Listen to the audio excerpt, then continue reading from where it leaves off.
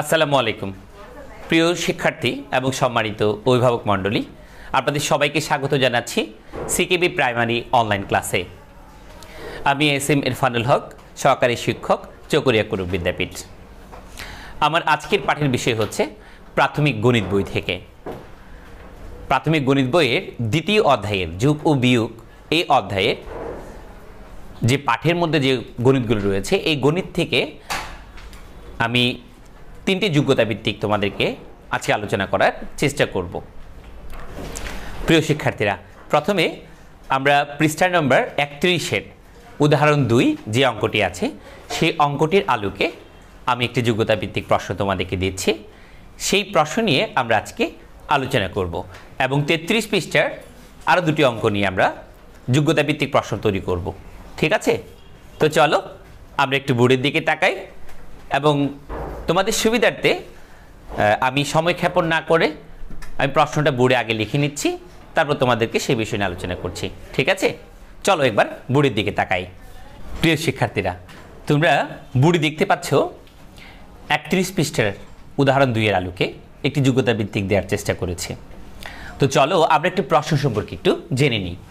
প্রশ্নে বলা হচ্ছে মাতা পিতা ও কন্যার বর্তমান বয়সের সমষ্টি 90 বছর। এখানে তোমরা দেখতে পাচ্ছ সমষ্টি। সমষ্টি শব্দের অর্থ হচ্ছে যোগফল। ঠিক আছে?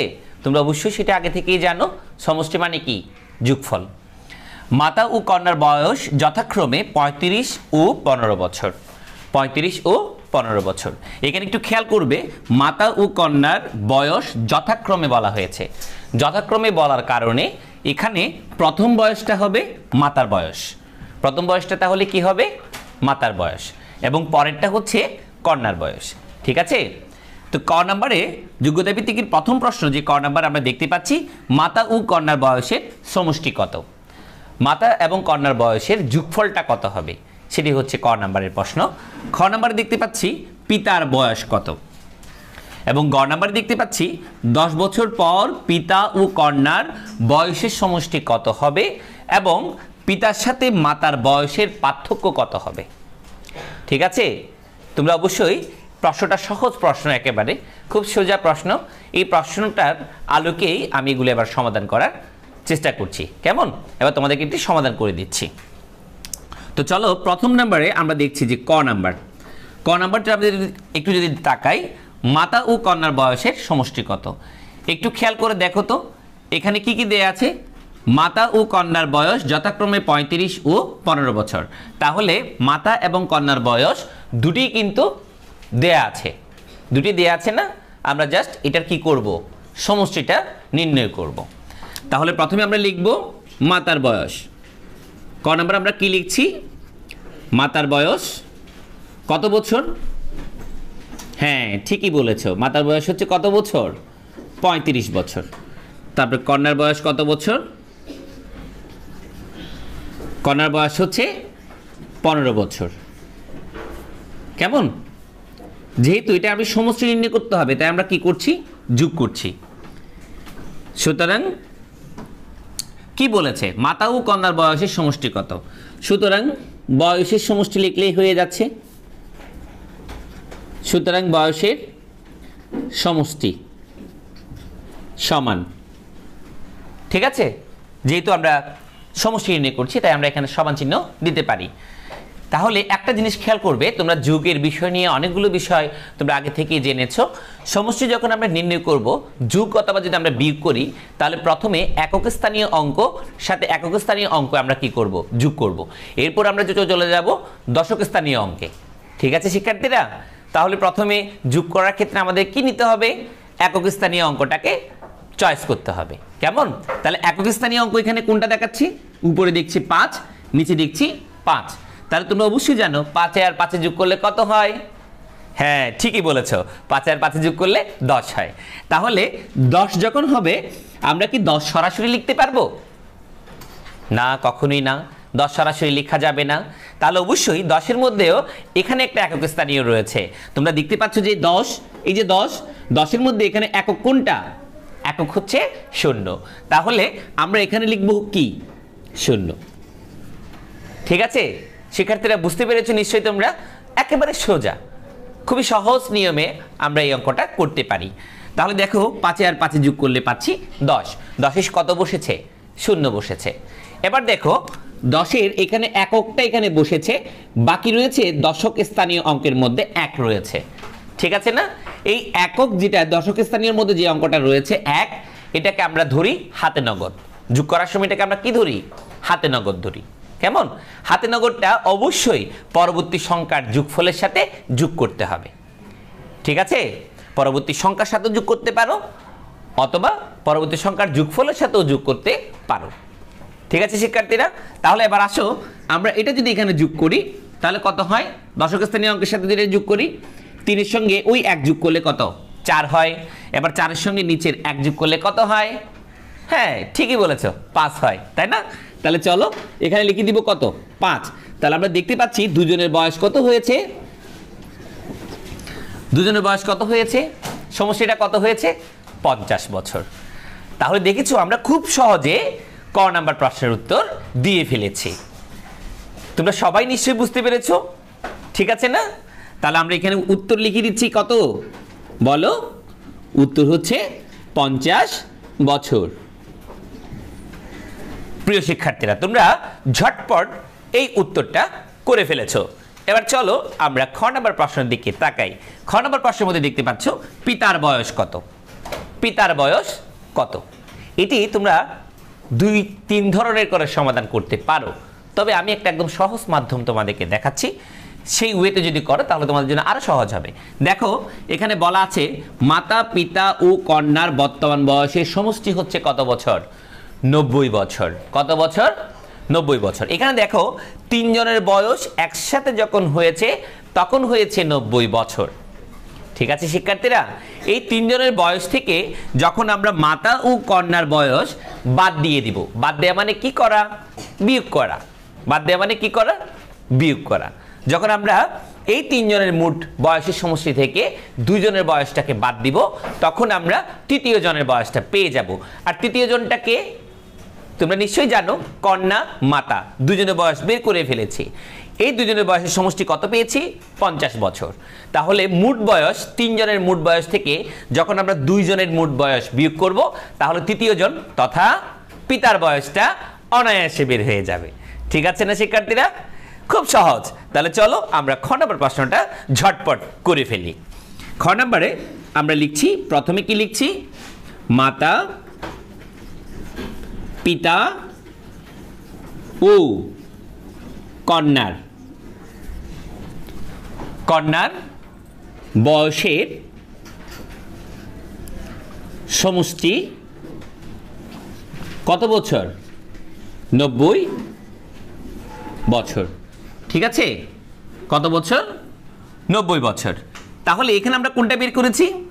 মাতা ও কন্যার বয়স, তাই না? তাহলে আমরা এখানে লিখতে পাচ্ছি মাতা ও কন্যার বয়সের সমষ্টি। মাতা ও কন্যার বয়সের সমষ্টি কত বছর বের করেছি?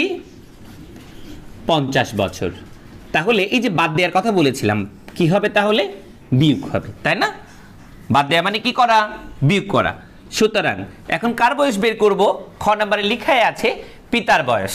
তাহলে আমরা কি লিখব? সুতরাং পিতার বয়স। সুতরাং পিতার বয়স সমান কত হবে? বিয়োগ করো। 0 থেকে 0 গেলে কত হয়? অবশ্যই 0। ঠিক আছে না? 0 থেকে 0 গেলে কি হবে? 0ই তো হবে, আর কি হবে? ঠিক কি না? তাহলে 0 থেকে 0 গেলে 0।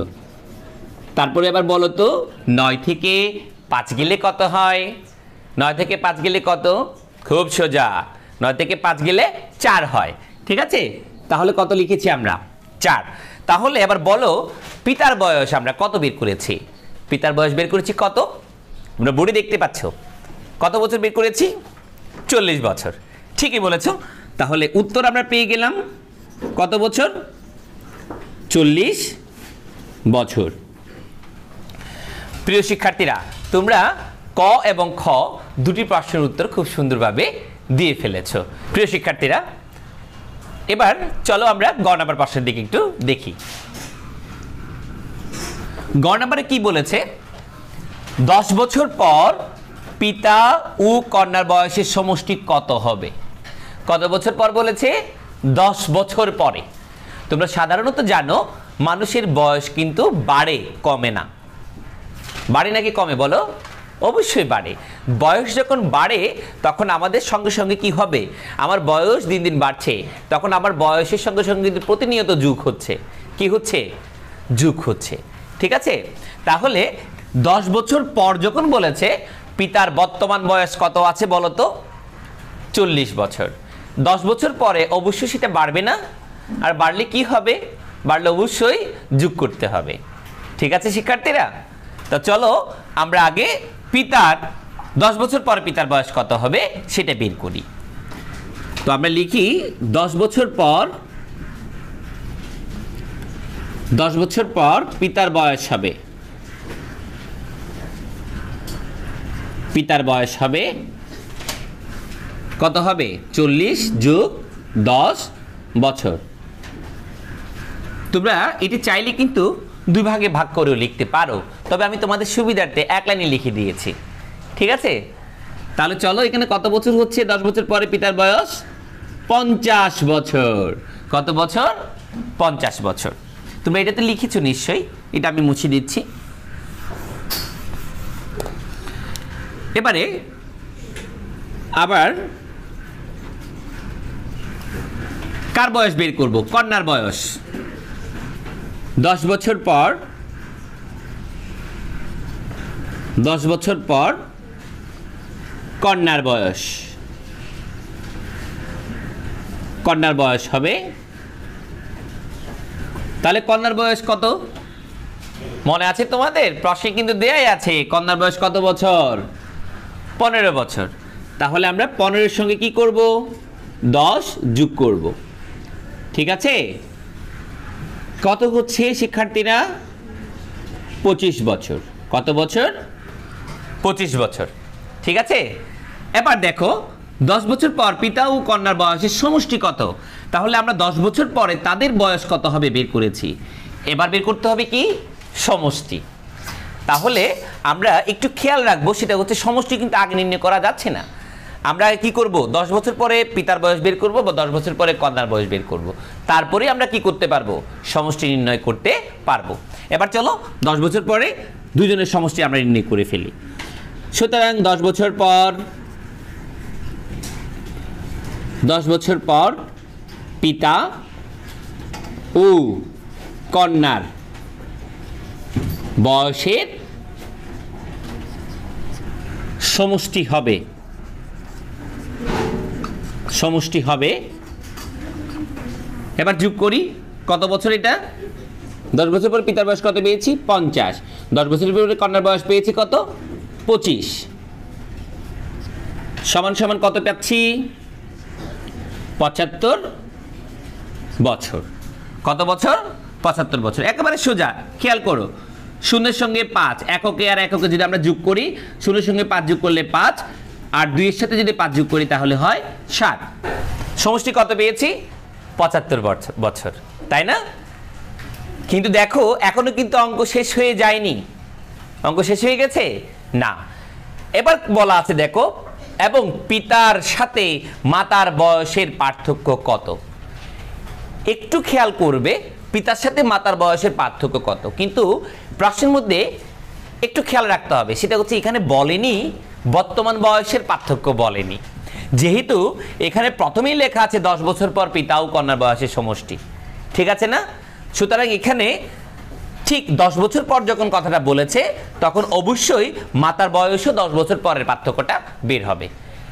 এটা এমন নয় যে তুমি বর্তমান বয়সের পার্থক্যটা করে দিবে। কেমন? তোমরা অবশ্যই প্রতিটি প্রশ্ন বুঝে তার আনসার করার চেষ্টা করবে। প্রত্যেকটি প্রশ্ন তোমরা মনোযোগ দিয়ে বুঝবে, তারপরে উত্তর দেওয়ার চেষ্টা করবে। ঠিক আছে শিক্ষার্থীরা? তো চলো সেটা আমরা করি। তো আমরা পিতার 10 বছর পর পিতার বয়স কত হবে সেটা বের করে ফেলেছি। এবার 10 বছর পর মাতার বয়স কত হবে সেটা এবার বের করব। নিশ্চয়ই তোমরা এটা করে ফেলেছো। আমি এটা মুছে দিয়ে বাকিটা করছি।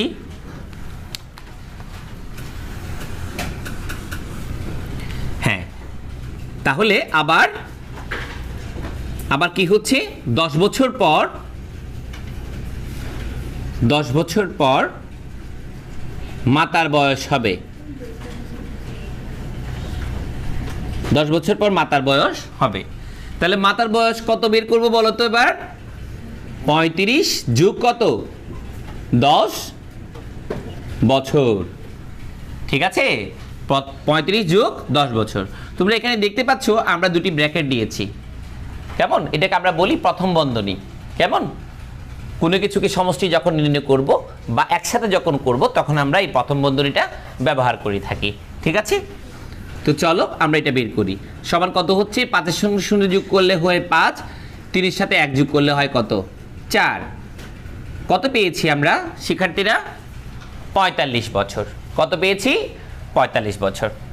তাহলে এবার আমরা লিখছি, সুতরাং 10 বছর পর 10 বছর পর পিতা ও মাতার বয়সে পার্থক্য হবে। পিতা ও মাতার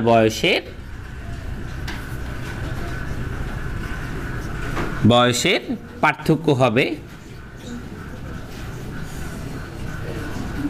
সমান। তোমরা সবসময় একটা জিনিস খেয়াল রাখবে, সেটা হচ্ছে একটা জিনিস অবশ্যই তোমাদেরকে খেয়াল রাখতে হবে, সেটা কি? প্রশ্ন ধারা যেটা বলেছে সেই অনুযায়ী উত্তর দেওয়ার চেষ্টা করবে। আর অবশ্যই প্রতিটি প্রশ্ন বুঝে নেওয়ার চেষ্টা করবে, বুঝে উত্তর দিবে, না বুঝে উত্তর দিবে না।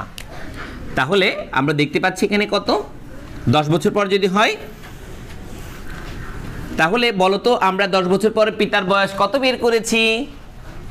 তোমাদের মনে আছে 10 বছর পর পিতার বয়স কত হবে বলেছিলাম? কত হবে? 50 বছর। কত বছর? 50 বছর। বিয়োগ হচ্ছে 10 বছর পর মাতার বয়স কত? 45 বছর। কত বছর? 45 বছর। সমান পার্থক্য হচ্ছে তাহলে 50 থেকে 45 যদি বিয়োগ করি তাহলে কত হয়? 5 বছর। কত বছর? 5 বছর। তাহলে এবার কি আসবে? উত্তর হবে কত? উত্তর এখানে দুটি চেয়েছে, 10 বছর পর পিতা ও কন্যার বয়সের সমষ্টি কত। কেমন? তাহলে আমরা লিখতে পারি উত্তরের মধ্যে পিতা ও কন্যার বয়সের সমষ্টি, পিতা ও কন্যার বয়সের সমষ্টি কত বের করেছে শিক্ষার্থীরা? 75 বছর। কত বছর? 75 বছর। কেমন? পিতা ও মাতার এই যে এখন যেটা করলাম বয়সের পার্থক্য কত বছর? 5 বছর। ঠিক আছে, তাহলে প্রিয় শিক্ষার্থীরা তোমরা এতক্ষণ ধরে এই যোগ্যতা ভিত্তিক প্রশ্নের আলোকে প্রতিটি প্রশ্নের উত্তর তোমরা খুব সুন্দরভাবে দিতে পেরেছো আমার সাথে সাথে। ঠিক আছে না? তোমরা নিশ্চয়ই এই অঙ্কটা বুঝতে পেরেছো। যদি তোমরা বুঝে থাকো তাহলে অবশ্যই তোমরা কি করবে? প্রশ্নটা লিখবে এবং নিজে নিজে উত্তরটা করার চেষ্টা করবে, দেখে দেখে নয়, নিজে বাড়িতে বসে প্রশ্নটা লিখে ও নিজে নিজে উত্তর দেওয়ার চেষ্টা করবে। প্রিয় শিক্ষার্থীরা তোমরা প্রথম যোগ্যতা ভিত্তিক অঙ্কটি খুব সুন্দরভাবে করেছো। তো চলো এবার আমরা বোর্ডে তাকাই, দ্বিতীয় যোগ্যতা ভিত্তিক অঙ্কটি করার চেষ্টা করি। ঠিক আছে, তোমরা প্রশ্নটা দেখবে, দেখার পরে দেখবে একেবারে সহজ, তোমরা দেখলেই বুঝবে যে এত সহজ অঙ্ক। যোগ্যতা ভিত্তিক মানে তোমার নিজের যোগ্যতাটা একটু বের করে নেওয়ার চেষ্টা করা, তাই না? খুব সহজেই তোমরা করতে পারবে, একটু খেয়াল করলেই প্রতিটা প্রশ্নের উত্তর তোমরা খুব সুন্দরভাবে দিতে পারবে। আর মনে রাখবে প্রতিটি প্রশ্নের জন্য আলাদা আলাদা নাম্বার রয়েছে। কেমন? প্রতিটি প্রশ্নের মধ্যে যেমন উপরের যে নাম্বারটা রয়েছে সেটার মধ্যে নাম্বার থাকে 2 নাম্বার, নিচেরটার জন্য খ নাম্বার 3 নাম্বার থাকে এবং গ নাম্বার যেটি আছে সেটার মধ্যে 3 নাম্বার থাকে। ঠিক আছে, তোমরা অবশ্যই খুব সহজে প্রতিটি প্রশ্নের উত্তর দিতে পারবে। আর তোমরা একটা জিনিস খেয়াল রাখবে, সেটা হচ্ছে আলাদা আলাদা নাম্বার হওয়ার কারণে তোমরা যেটা লিখবে সেটা নাম্বার পাবে। ঠিক আছে, এমন না যে তুমি 3টা না পারলে 3টাই না করে বসে থাকবে, এমন না। তুমি যদি একটা পারো একটা করে দিতে পারবে। বুঝতে পেরেছি? তাহলে চলো আমরা 2 নম্বরের যোগ্যতা ভিত্তিক প্রশ্নটা একটু নিয়ে আলোচনা করি। এই অঙ্কটা দেওয়া হয়েছে, যোগ্যতা ভিত্তিক অঙ্কটা দিয়েছি আমরা 33 পৃষ্ঠার 8 নাম্বার যে অঙ্কটা রয়েছে, 33 পৃষ্ঠার 8 নাম্বার, তোমরা পাঠ্য বই খুললে দেখবে 33 পৃষ্ঠার 8 নাম্বারের মধ্যে যে অঙ্কটা আছে সেই 8 নাম্বারের আলোকে এই যোগ্যতা ভিত্তিক প্রশ্নটি দিয়েছি। এখানে লেখা আছে দেখো, তিনটি সংখ্যার যোগফল 84,025, তাদের মধ্যে দুটি সংখ্যা 12,450 ও 37,835। ক নম্বরে বলা হচ্ছে দুইটি সংখ্যার যোগফল কত। খ নম্বরে বলা আছে তৃতীয় সংখ্যাটি কত। এখানে তোমরা দেখতে পাচ্ছ তিনটা সংখ্যার মধ্যে এটা আবার তৃতীয় সংখ্যা সেটা নয়, ঠিক আছে? তিনটা সংখ্যা দেখতে পাচ্ছ, কিন্তু এটা হচ্ছে যোগফল, এখানে দেয়া আছে মাত্র দুটি সংখ্যা। বুঝতে পেরেছি? এরপরে গ নাম্বার আছে তৃতীয় সংখ্যাটির আগের সংখ্যার সাথে 5,293 যোগ করলে যোগফল কত হবে, আগের সংখ্যার সাথে। তো চলো আমরা ধারাবাহিকভাবে এগুলো করি। প্রথমে ক নাম্বার আমরা দেখতে পাচ্ছি, ক নাম্বার বলেছে দুটি সংখ্যার যোগফল কত। তাহলে এখানে দুটি সংখ্যা বলতে কোন দুটি সংখ্যা বুঝিয়েছে? দুটি সংখ্যা বলতে যে এখানে উদ্দীপকে যে দুটি সংখ্যা আছে এটি এবং এটি, এই দুটি সংখ্যার যোগফল কত সেটি বোঝানো হয়েছে। কেমন? তাহলে চলো আমরা প্রথম অঙ্কটা করে ফেলি, একসাথে করে ফেলবো এটি। কেমন? আমরা লিখব দুটি সংখ্যার যোগফল। দুটি সংখ্যার যোগফল আমরা একটু দেখি। 12,450 যোগ 37,835। কেমন? তো দুটি সংখ্যার যোগফলটা আমরা এখন বের করে ফেলছি। এটি তোমরা করতে পারবে, এটা আমরা এখন যেটা দিয়েছি এটাকে বলা হয় পাশাপাশি যোগ। পাশাপাশি যোগ তোমরা চাইলে রাফ করে উপরে নিচে যোগও তোমরা করতে পারো। আমি এখন লিখেছি পাশাপাশি যোগ, তাহলে পাশাপাশি যোগটা একটু আমরা শিখিনি, ঠিক আছে শিক্ষার্থীরা? তাহলে চলো দুটি সংখ্যার যোগফল কত হয়। এখানে আমরা এককে দেখতে পাচ্ছি কত? 5। এখানে একক দেখতে পাচ্ছি কত? 5। তাহলে 5-এর সাথে 0 যদি আমরা যোগ করি তাহলে কত হয়? 5। যোগ করলে কত হয়? 5। আবার এই 3 এখানে রয়েছে দশক স্থানীয় অঙ্কের মধ্যে 3, এখানে দশক স্থানীয় অঙ্কের মধ্যে কত রয়েছে? 5। তাহলে দশক স্থানীয় অঙ্ক 3 এবং 5 যোগ করলে হয় কত? 8। কত হয়? 8। কোনো হাতে নগদ আমাদের নেই। এরপর আমরা যাচ্ছি শতক স্থানীয় অঙ্কে। শতক স্থানীয় অঙ্কে এখানে দেখতে পাচ্ছি কত রয়েছে? 8। আর এখানে রয়েছে কত? 4। তাহলে 8 এবং 4 যদি আমরা যোগ করি তাহলে আমরা পাচ্ছি কত? 12। 12 কত বসবে শিক্ষার্থীরা? 2। 12 কত বসবে? 2। এরপরে আমরা হাজারের ঘরে দেখতে পাচ্ছি, হাজার স্থানীয় অঙ্কের মধ্যে দেখতে পাচ্ছি 7, আর এখানে রয়েছে কত? কত রয়েছে? 2। তাহলে 7 আর 2 যোগ করলে কত হয়? 9 হয়। কত হয়? 9 হয়। আর ওইখানে কত ছিল হাতে নগদ? হাতে নগদ ছিল 1। তাহলে 9 আর 1 কত হয়? 10। 10-এর 0। হাতে রয়েছে কত? 1। হাতে রয়েছে 1। একটা যদি আমি এখানে যোগ করি তাহলে কত হয়? 4। 4 আর 1 যোগ করলে 5। তাহলে আমরা পেয়েছি 50,285। দুটি সংখ্যার যোগফল কত পেয়েছি শিক্ষার্থীরা? 50,285। উত্তর আমরা সেটা পেয়ে গেছি। এবার চলো আমরা খ নাম্বার প্রশ্ন নিয়ে আলোচনা করি। প্রশ্নে বলেছে তৃতীয় সংখ্যাটি কত। তৃতীয় সংখ্যাটি কত? এই তৃতীয় সংখ্যাটি যদি আমরা বের করি তাহলে মনে রাখতে হবে তিনটি সংখ্যার যোগফল।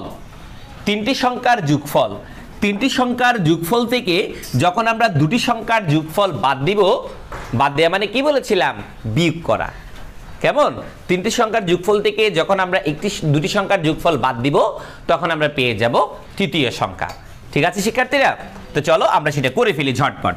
তাহলে আমরা লিখব তিনটি সংখ্যার যোগফল, তিনটি সংখ্যার যোগফল কত হয়? 84,025। তারপরে আমরা ক থেকে পেয়েছি এটি কত পেয়েছি? দুটি সংখ্যার যোগফল, দুইটি সংখ্যার যোগফল কত পেয়েছি? 50,285। 50,200 কত পেয়েছি? 85। সুতরাং একটু খেয়াল করো, তিনটি সংখ্যার যোগফল থেকে যখন দুটি সংখ্যার যোগফল বাদ দিব তখনই বের হয়ে যাবে কি সংখ্যা? তৃতীয় সংখ্যাটি। কেমন? তৃতীয় সংখ্যাটি বের হয়ে যাবে, কারণ তৃতীয় সংখ্যাটি এর মধ্যেই ছিল, তৃতীয় সংখ্যার যোগফলের মধ্যে তৃতীয় সংখ্যাটি ছিল। কেমন? তাহলে আমরা তৃতীয় সংখ্যাটি বের করতে পারি। তাই এখানে আমরা লিখব কি তাহলে? সুতরাং তৃতীয় সংখ্যাটি, সুতরাং তৃতীয় সংখ্যাটি হবে সমান 5 থেকে 5 গেলে কত হয়? 0। 5 থেকে 5 গেলে কত? 0। এবার দেখো, এটা হচ্ছে দশক স্থানীয় অঙ্ক, আমরা দেখতে পাচ্ছি 2, এখানে দশক স্থানীয় অঙ্কে দেখতে পাচ্ছি 8। একটু খেয়াল করো, 2 থেকে 8 বিয়োগ যায় না, 2 থেকে 8 বিয়োগ যায় না। আমরা কি করব? ধার নিব, পাশের সংখ্যা থেকে কি করব? ধার নিব। তাহলে পাশের সংখ্যা থেকে যদি আমি ধার নিই, পাশের সংখ্যা রয়েছে কত? 0। পাশের সংখ্যা রয়েছে কত? 0। তাহলে 0 থেকে তো কখনো 2 ভাগ ধার নেওয়া যায় না, যায়? যায় না। তাহলে 0 কি করবে? পাশের সংখ্যা থেকে ধার নেবে। 0 যদি পাশের সংখ্যা থেকে ধার নেয় তাহলে 0টা কত হইল? 10। আবার এই 10 থেকে যখন 2 ধার নিয়েছে তখন 2টা হয়েছে কত? 12। কেমন? আমরা যখন বিয়োগ করার সময় যখন ধার নিই, ধার নিলে অবশ্যই কি করে? সংখ্যাটির বামে বসে। সংখ্যাটির কি কোথায় বসে? বামে বসে। কেমন? আমরা ধার নিই কত? 1 ধার নিই, তাহলে 1 যদি ধার নিই তাহলে অবশ্যই সংখ্যাটির কি বসবে? বামে বসবে। বুঝতে পেরেছি শিক্ষার্থীরা? তাহলে আবার দেখো, 12 থেকে 8 গেলে কত? 12 থেকে 8 গেলে কত? এটা তুমি ঝটপট বের করতে পারবে যদি তুমি এইভাবে করো। 12 থেকে 8 গেলে কত? খেয়াল করো, বিয়োগ হচ্ছে কত থেকে? 12 থেকে। তাহলে যেই সংখ্যা থেকে বিয়োগ হয় সেটাকে আমরা জানি যে হচ্ছে কি? বিয়োজন। সেটাকে কি বলি বিয়োগ অঙ্কের ভাষায়? বিয়োজন বলি। আর যে সংখ্যাটি বিয়োগ হয় সেটাকে বলি হচ্ছে কি? বিয়োজ্য। কি বলা হয়? বিয়োজ্য বলা হয়। তাহলে দেখেন, বিয়োজন হচ্ছে এখানে কত হচ্ছে? 12। 12 থেকে 8 গেলে কত হয়? 12 থেকে 8 গেলে কত হয়? তাহলে উপরের সংখ্যা কত? 12, নিচের সংখ্যা হচ্ছে 8। আমি যদি একটু উল্টা থেকে চিন্তা করি, 8 থেকে 12 পর্যন্ত যদি গুনি, 8 থেকে 12 পর্যন্ত একটু গুনো তো। বিয়োগ হচ্ছে কত থেকে? 12 থেকে। বিয়োগ হচ্ছে কোন সংখ্যা? 8। তাহলে 8 থেকে যদি উল্টো 12 পর্যন্ত গুনি কত হয়? 8 এর পর থেকে গুনবে 9, 10, 11, 12। তাহলে কত পেয়েছো শিক্ষার্থীরা? 4 পেয়েছো। কত পেয়েছো? 4 পেয়েছো। এইভাবে যদি তুমি করো অঙ্কটা, তাহলে কখনো তোমার বিয়োগ অঙ্ক ভুল হবে না। ঠিক আছে? তাহলে পেয়েছি আমরা 4। এবার একটা খেয়াল করো, 10 থেকে আমি ধার নিয়ে ফেলেছিলাম, তাহলে এটা 12 হয়েছে। এই 10টা কি আর 10 আছে? নেই। এই 10টা কত হয়েছে বলো তো? 9। এবার দেখেন, 9 থেকে 2 গেলে কত? 9 থেকে 2 গেলে কত? ওই ঠিক যেভাবে বলেছিলাম বিয়োজন থেকে বিয়োজ্য বিয়োগ করার সময় যেটা বলেছিলাম, 9 থেকে 2 বিয়োগ করলে কত? তাহলে আমরা যদি একটু চিন্তা করি, 2 এর পর থেকে 9 পর্যন্ত উল্টো গুণে যাই। 2 এর পর থেকে যদি 9 পর্যন্ত উল্টো গুনি তাহলে আমাদের জন্য একেবারে সহজ। 2 এর পর থেকে কত? 3, 4, 5, 6, 7, 8, 9। তাহলে আমরা পেয়েছি, হাতের আঙ্গুলের মধ্যে যদি আমরা গুনি তাহলে পেয়েছি কত? 7। কত পেয়েছি? 7 পেয়েছি। ভেরি গুড, এটা তোমরা খুব দ্রুত করে ফেলেছো। 7, তাই না? এবার দেখো, এই 0 থেকে কিন্তু এই সংখ্যা থেকে ধার নিয়েছিল এই 0টা, ঠিক আছে না? যখন 1 ধার নিয়েছে, এই সংখ্যাটাকে আগের মতো আছে? নেই। তাহলে এটা হবে কত? 3। 3 থেকে 0 গেলে কত হয়? 3। 3 থেকে 0 গেলে কত? 3। এবার এই সংখ্যা থেকে তো কোনো ধার নেওয়া হয়নি, তাহলে 8 থেকে 5 গেলে কত হয়? 8 থেকে যদি আমরা 5 বিয়োগ করি তাহলে কত হয়? ঠিক আগের মতো করে তোমরা গুনো, 6, 7, 8। কত পেয়েছো তোমরা? 3 পেয়েছো। তাহলে উত্তর বের হয়ে গেল না? প্রিয় শিক্ষার্থীরা, একেবারে সহজে উত্তর বের করে ফেললে না তোমরা? খুব সহজ অঙ্ক, তাই না? যেমন যোগ সহজ, তেমনি গুণ সহজ, তেমনি ভাগ সহজ, তেমনি বিয়োগও সহজ। ঠিক আছে না শিক্ষার্থীরা? আমরা ধারাবাহিকভাবে প্রতিটি অধ্যায়ের অঙ্কগুলো তোমাদেরকে বোঝানোর চেষ্টা করব। কেমন? অবশ্যই তোমাদের কি করতে হবে? বাড়িতে অনুশীলন করতে হবে। একেবারে ঝটপট আমরা উত্তরটা বের করে ফেলেছি। তাহলে উত্তর হবে, তৃতীয় সংখ্যাটি কত? তৃতীয় সংখ্যাটি কত বের হয়েছে বলো? 33,740। 33,740। প্রিয় শিক্ষার্থীরা, তোমরা ক এবং খ দুটি খুব সুন্দর করে উত্তর দিয়ে ফেলেছো। এবার আমরা কি করব? গ নাম্বারের দিকে তাকাবো। ঠিক আছে না? তা চলো আমরা গ নাম্বারের দিকে তাকাই। এটি একটু মুছে ফেলি। গ নাম্বার প্রশ্নটা আমরা করি। গ নাম্বার, গ নম্বরে বলা হচ্ছে তৃতীয় সংখ্যাটির আগের সংখ্যার সাথে, তৃতীয় সংখ্যাটির আগের সংখ্যার সাথে। তাহলে মনে রাখবেন আগের সংখ্যা এবং পরের সংখ্যা, মনে রাখবেন আগের সংখ্যা বের করতে গেলে 1 বিয়োগ করতে হয়, পরের সংখ্যা বের করতে গেলে 1 যোগ করতে হয়।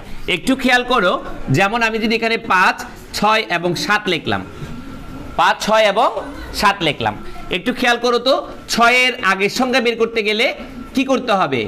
6 এর আগের সংখ্যা বের করতে গেলে 1 বিয়োগ, 6 এর পরের সংখ্যা বের করতে গেলে 1 যোগ। আমরা কি বুঝতে পেরেছি শিক্ষার্থীরা? মনে রাখবেন আগের সংখ্যা বের করতে গেলে 1 বিয়োগ হয়, পরের সংখ্যা বের করতে গেলে 1 যোগ হয়। বুঝতে পেরেছি? খুব সোজা না? তাহলে আবার দেখেন তৃতীয় সংখ্যাটির আগের সংখ্যার সাথে 5293 যোগ করলে যোগফল কত হয়। তাহলে তৃতীয় সংখ্যাটি আমরা খ থেকে কত পেয়েছি সেটা আগে লিখবো। তাহলে লিখবো এখানে খ হতে প্রাপ্ত, খ হতে প্রাপ্ত তৃতীয় সংখ্যাটি, তৃতীয় সংখ্যাটি, খ হতে প্রাপ্ত তৃতীয় সংখ্যাটি কত পেয়েছি? 33,700 কত? 40। 33,700 কত পেয়েছি? 40 পেয়েছি। তোমরা এটা নিশ্চয়ই লিখে ফেলেছো, এটা মুছে দিচ্ছি। 33,740। সুতরাং আগের সংখ্যাটি হবে, সুতরাং আগের সংখ্যাটি হবে, আগের সংখ্যাটি হবে, একটু আমরা বিয়োগ করব 33,740 বিয়োগ কত? 1 সমান সমান বের হবে কত? 1 বিয়োগ করব আমরা। তাহলে 10 থেকে 1 বিয়োগ করলে কত হয়? 9 হয়। আর এটা কত থেকে গেছে? 3, এরপরে 7, এরপরে 3, এরপরে 3 আমরা দেখতে পাচ্ছি, তাই না? 33,739 হয়েছে। 33,700 কত? 39। তৃতীয় সংখ্যার আগের সংখ্যা 33,739 হয়েছে। ঠিক আছে না শিক্ষার্থীরা? এবার আমরা যাব তৃতীয় সংখ্যার আগের সংখ্যার সাথে 5293 যোগ করলে তৃতীয় সংখ্যাটির আগের সংখ্যা পেয়েছি কত? এটা না? এবার যদি আমরা এটা যোগ করি তাহলে এবার লেখো, সুতরাং তৃতীয় সংখ্যার আগের সংখ্যার সাথে, তৃতীয় সংখ্যার আগের সংখ্যার সাথে, আগের সংখ্যার সাথে 5293 যোগ করলে যোগফল হবে, যোগফল হবে। আমরা একটু সাজিয়ে লিখলাম, তুমি এভাবে না লিখে সরাসরি যোগ করে দিলেও তোমরা পারো, একটু সাজিয়ে লিখলাম। যেহেতু তোমরা ক্লাস 4-এ উঠেছো, আগামী বছরই তোমরা যেহেতু পিএসসি পরীক্ষা দিবে, সেজন্য একটু প্রতিটা অঙ্ককে আমরা একটু কি করব? সাজানোর চেষ্টা করব। কি করব? সাজানোর চেষ্টা করব। তাহলে কি হবে? 33,739 যোগ কত হবে? 5293, 5293 সমান সমান। এবার আমরা যোগ করি, 9 এর সঙ্গে 3 যোগ করলে কত হয়? 12 এর 2, 9, 10, 11, 12, 12 এর 2, হাতে কত আছে? 1 আছে। একটা আমরা 9 এর সঙ্গে যোগ করব 10, 10 এর সঙ্গে 3 যোগ করলে কত হয়? 13 এর 3, হাতে 1, 3, 3 এর সঙ্গে 7 যোগ করলে কত হয়? 10 এর 0, হাতে 1, 5 এর সঙ্গে যোগ 6, 6 এর সঙ্গে যদি আমরা 3 যোগ করি কত হয়? 9, 6 এর সঙ্গে 3 যোগ করলে কত হয়? 9 হয়। এবার আর বাকিটা থেকে গেছে কত? 3। তাহলে আমরা পেয়েছি কত? পেয়েছি 39,032। 39,000 কত পেয়েছি? 32 পেয়েছি। উত্তর হবে কত? 39,032। 39,000 কত? 32। প্রিয় শিক্ষার্থীরা, দেখেছো তোমরা একেবারে খুব সহজ নিয়মে ঝটপট তোমরা এই অঙ্কগুলো করে ফেলতে পারো। ঠিক আছে না শিক্ষার্থীরা? আমরা দুটি অঙ্ক ইতিমধ্যে আমরা শেষ করে ফেলেছি। এবার চলো তৃতীয় নাম্বার যোগ্যতা ভিত্তিক অর্থাৎ 33 পৃষ্ঠার আমরা এটা করেছি কত নম্বরের আলোকে? 8 নম্বরের আলোকে। এবার আমরা করব 9 নম্বর প্রশ্নের আলোকে সর্বশেষ যোগ্যতা ভিত্তিক অঙ্কটি। প্রিয় শিক্ষার্থীরা, তোমরা বোর্ডে দেখতে পাচ্ছ তৃতীয় নম্বর যোগ্যতা ভিত্তিক অঙ্কটি। আর এই প্রশ্নটি আমি দিয়েছি 33 পৃষ্ঠার 9 নম্বর প্রশ্নের আলোকে। কেমন? তো তোমরা এখানে প্রশ্নটা ইতিমধ্যে দেখছো, গীতা অপেক্ষা শিহাবের 390 টাকা বেশি আছে। শিমুল অপেক্ষা গীতার 470 টাকা কম আছে, শিমুলের কাছে 890 টাকা আছে। ক নম্বর প্রশ্নে বলা হয়েছে গীতা ও শিহাবের কত টাকা কাছে কত টাকা আছে। খ নম্বরে বলা হচ্ছে শিমুল ও গীতার টাকার অন্তরফল কত। এখানে অন্তরফল মানে তোমরা অবশ্যই জানো, অন্তরফল মানে হচ্ছে কি পার্থক্য। অন্তরফল মানে কি পার্থক্য। কেমন অন্তরফল কত। এরপরে গ নম্বরে বলা হচ্ছে তিনজনের মোট টাকা, তিনজনের মোট কত টাকা আছে। কেমন তোমরা প্রশ্ন দেখেই অনেকে মনে মনে উত্তর করে ফেলেছো, ঠিক আছে না, একেবারে সহজ। কারণ প্রাথমিক পর্যায়ে তোমাদেরকে কঠিন কোনো যোগ্যতা ভিত্তিক বোঝানো যাবে না, একেবারে সহজ প্রক্রিয়ার যোগ্যতা ভিত্তিকগুলো তোমাদেরকে বোঝানোর চেষ্টা করব, ঠিক আছে। তো চলো আমরা ক নাম্বার সমাধান করার চেষ্টা করি। ক নাম্বারে বলা আছে গীতা ও শিহাবের কাছে কত টাকা আছে। তাহলে আমরা প্রথমে গীতার টাকা বের করব, ঠিক আছে। গীতার টাকা বের করব। গীতার টাকা বের করতে গেলে আমাদের কি করতে হবে, প্রথমে আমরা লিখব এখানে দেখো গীতা অপেক্ষা শিহাবের 390 টাকা বেশি আছে, শিমুল অপেক্ষা গীতার, এইখানে গীতা কথাটা লেখা আছে, গীতার 470 টাকা কম আছে। কেমন তাহলে শিমুলের চেয়ে গীতার 470 টাকা কম আছে বলেছে। তাহলে আমরা কি লিখব, শিমুলের টাকা লিখব।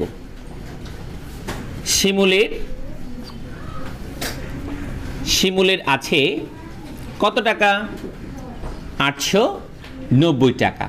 শিমুলের আছে 890 টাকা। তাহলে খেয়াল করো তো শিমুল অপেক্ষা গীতার 470 টাকা কম আছে, তাহলে কম আছে কার, গীতার। কম আছে কার, গীতার। তাহলে আমরা এখানে লিখব গীতার কম আছে, যেহেতু আমরা গীতার টাকা বের করছি, গীতার কম আছে কত টাকা, 470 টাকা। অবশ্যই আমরা কি করব, বিয়োগ করব।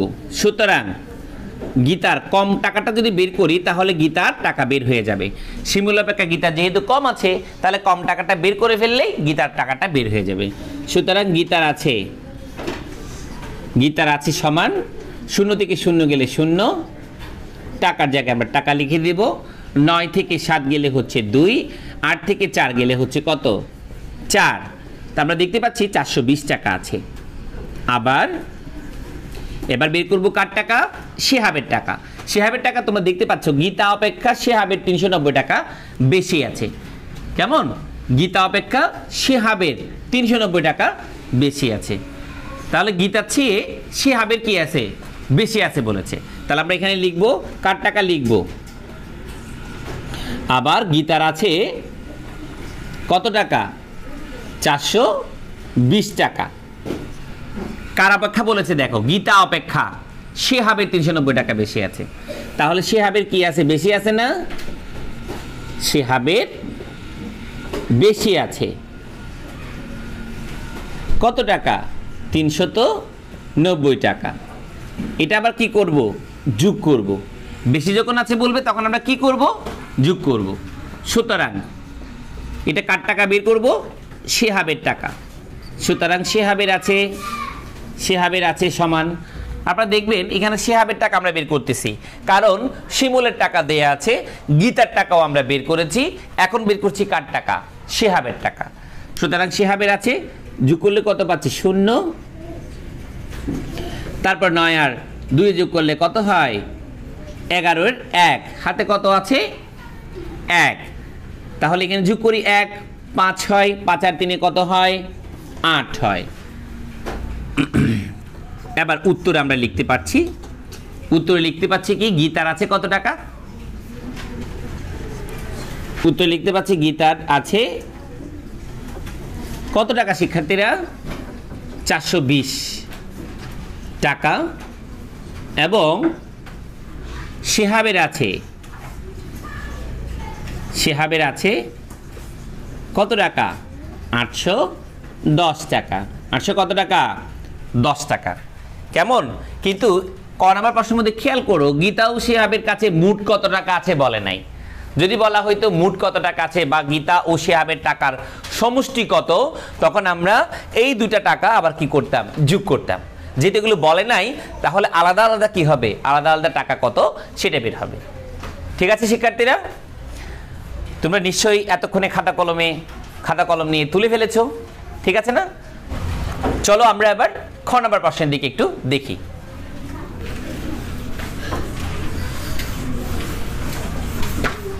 খ নম্বর প্রশ্নে দেখতে পাচ্ছ শিমুল ও গীতার টাকার অন্তর্ফল কত। খ নাম্বার আমরা দেখতে পাচ্ছি শিমুল ও গীতার টাকার অন্তর্ফল কত। তাহলে আমরা লিখব অন্তর্ফল মানে আমরা কি বলেছিলাম, পার্থক্য বলেছিলাম। তাহলে আমরা লিখব কি লিখব, শিমুলের আছে কত টাকা আছে, 890 টাকা। শিমুলের আছে কত, 890 টাকা। তারপরে কি লিখব, গীতার আছে, গীতার কত টাকা আমরা বের করেছিলাম বলো তো, গীতার আছে কত টাকা আছে, গীতার 420 টাকা। কত আছে, 420 টাকা। ঠিক আছে না শিক্ষার্থীরা? সুতরাং এবার বলেছিলাম অন্তর্ফল মানে কি বলেছিলাম, পার্থক্য, তাই না? সুতরাং অন্তর্ফল সমান 0 থেকে 0 গেলে 0, 9 থেকে 2 গেলে হচ্ছে 7, 8 থেকে 4 গেলে হচ্ছে 4। কত পেয়েছো তোমরা অন্তর্ফল? 400 কত পেয়েছো, 470 টাকা। 400 কত পেয়েছো, 70 টাকা। ঠিক আছে শিক্ষার্থীরা, নিশ্চয়ই খ নম্বর প্রশ্নটিও ইতিমধ্যে তোমরা করে ফেলেছো, ঠিক আছে না? এবার চলো আমরা গ নম্বর প্রশ্নের দিকে একটু তাকাই। গ নম্বর প্রশ্নটা আরো সহজ, ঠিক আছে না? বলেছে 3 জনের মোট কত টাকা আছে। 3 জনের মোট কত টাকা আছে আমরা একেবারে লিখে ফেলবো। 3 জনের মোট আছে, 3 জনের কি আছে, 3 জনের মোট আছে কত টাকা আমরা একটু বের করি তো। প্রথমে আমি গীতার টাকা লিখি, গীতার টাকা কত বের করেছি, 420 যোগ, এরপরে আমরা লিখেছি কার টাকা, গীতার টাকা তো বের করলাম। তারপর আমরা লিখবো কার টাকা বলো তো, শেহাবের টাকা। শেহাবের কত টাকা আছে, 810 টাকা। এবং সর্বশেষে আছে কার টাকা, শিমুলের টাকা। শিমুলের আছে কত টাকা, 890 টাকা। 800 কত টাকা, 90 টাকা। এবার আমরা তিনটা কি করব, যোগ করে ফেলবো। তিনটা কি করব, যোগ করব। শূন্যের সাথে শূন্য যোগ করব, এখানেও শূন্য যোগ করব। সবগুলো একক, সবগুলো কি একক। একক স্থানীয় অঙ্ক সবগুলো যদি আমরা যোগ করি, 0 0 0 যোগ করলে 0 হয়। এরপর আছে কত, এখানে আছে কত, 9। 9 এর সঙ্গে কি যোগ করব, 1 যোগ করব। 9 এর সাথে 1 যোগ করলে কত হয়, 9 এর সাথে 1 যোগ করলে হচ্ছে 10। 9 এর সঙ্গে 1 যোগ করলে কত, 10 হয়। 10 এর সঙ্গে 2 যোগ করলে হয় 12। 12 কত বসছে, 2 বসছে। 12 কত বসছে, 2 বসছে। হাতে কত আছে, 1 আছে। হাতে কত, 1। একটা এখানে যোগ করি 9। 9 এর সঙ্গে যদি আবার 8 যোগ করি কত হয়, 17। 17 এর সঙ্গে যদি আমরা 4 যোগ করি কত হবে, 17 সাথে 4 করলে 4 যোগ করলে কত হবে, 21 হবে। কেমন, কত হবে, 21 হবে। তাহলে চলো আমরা আরেকটু দেখি। 0 0 0 যোগ করলে কত হয়, 0। 9 এর সাথে 1 যোগ করলে 10, আর 10 এর সাথে 2 যোগ করলে কত, 12। 2 হাতে 1 এখানে থাকবে, তাহলে কত হলো, 9। 9 এর সাথে যদি 8 যোগ করি কত হয়, 9 এর সাথে 8 যোগ করলে 17 হয়। ঠিক আছে না? 17 এর সঙ্গে যদি আমরা আবার 4 যোগ করি তাহলে হয় কত, 21। 3 জনের মোট কত টাকা আছে তাহলে বলো তো শিক্ষার্থীরা, 2120 টাকা। 2120 টাকা, উত্তর হচ্ছে 2120 টাকা। গ নাম্বার প্রশ্নের উত্তরটাও তোমরা ঝটপট করে ফেলতে পেরেছো। প্রিয় শিক্ষার্থীরা, আমি এতক্ষণ পাঠ্য বইয়ের আলোকে দ্বিতীয় অধ্যায়ের 3টি যোগ্যতা ভিত্তিক প্রশ্ন নিয়ে আলোচনা করেছি। তোমরা নিশ্চয়ই 3টি প্রশ্ন খুব ভালোভাবে বুঝতে পেরেছো। এবং একটি বিষয় হচ্ছে, তোমরা প্রতিটি অনলাইন ক্লাস যেগুলো করা হচ্ছে আমাদের বিদ্যালয়ের পক্ষ থেকে, তোমরা এগুলো বাড়িতে যথেষ্ট পরিমাণে অনুশীলন করবে। অনুশীলন না করলে তোমরা পরীক্ষার রেজাল্ট কখনো ভালো করতে পারবে না। প্রতিনিয়ত তোমরা অনুশীলন করবে, অনুশীলন করে সেভাবে সামনের দিকে এগিয়ে যাবে। ঠিক আছে? আর তোমাদেরকে অবশ্যই তোমরা জানো, তোমাদের বিদ্যালয়ে আমরা কিছু বিষয় ধরে দিয়েছি বাড়ির কাজ করার জন্যে। এগুলো তোমরা অবশ্যই করে স্যারদেরকে জমা দেবে। তো অনেকক্ষণ তোমাদের সাথে আমি যোগ্যতা ভিত্তিক প্রশ্ন নিয়ে আলোচনা করেছি, আমি আর কথা বাড়াচ্ছি না, শেষ করছি। তোমরা সবাই ভালো থাকবে, সুস্থ থাকবে এবং বাবা মায়ের কথা শুনবে। তার পাশাপাশি প্রতিনিয়ত অনলাইন ক্লাসগুলো প্রতিনিয়ত করবে, এই প্রত্যাশা করে আজকের মতো শেষ করছি। ধন্যবাদ সবাইকে। আসসালামু আলাইকুম ওয়া রাহমাতুল্লাহি ওয়া বারাকাতুহু।